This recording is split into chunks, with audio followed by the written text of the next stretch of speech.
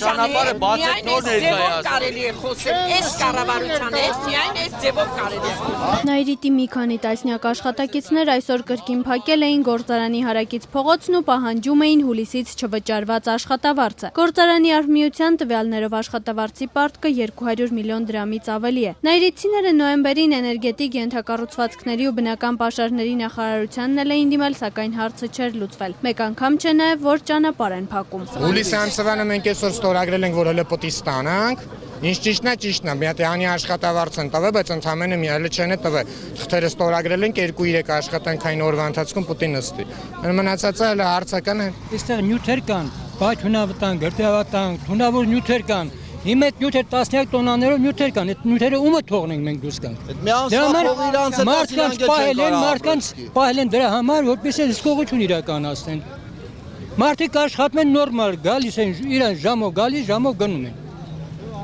Կարողաններ շտանգից բարեկամները չգիտեն, որ այդ նյութերը տրակելուց հետո ինչ հետևանքներ կունենա։ Բյուջեից փողը տան, հետո զավոդից տարածքը ծախեն, կտանեն նորից կդնեն բյուջե, այդքան բան։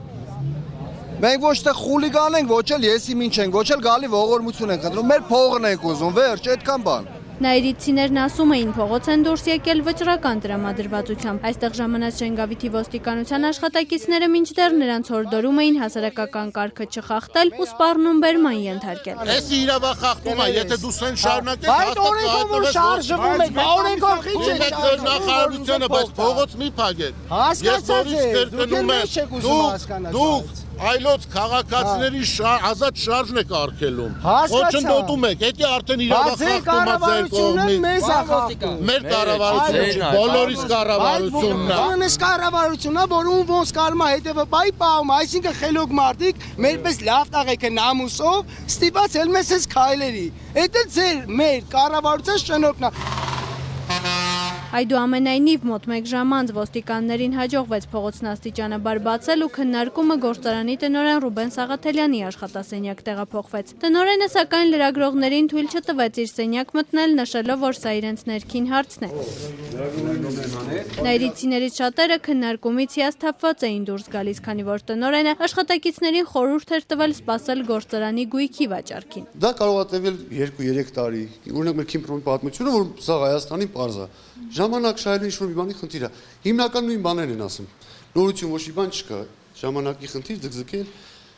Իսկ այսօր մարդիկ ապրել են ուզում։ Երեխան հացավ ուզում։ Նոյեմբերի վերջին դատարանի որոշմամբ երբեմնի քիմիական հսկան սնանկ ճանաչվեց ու բավարարվեց Հայաստանի էլեկտրական ցանցեր ընկերության հայցը, որին գործարանը 1 միլիարդ 200 միլիոնից ավելի գումար է պարտք։ Ինչ վերաբերում է աշխատողներին, ապա նրանք պարտատերերի թվում առաջիններից չեն։ Հարգելի կառավարություն, առաջարկում եմ ձեզ գումարի լուծման ալտերնատիվ տարբերակ։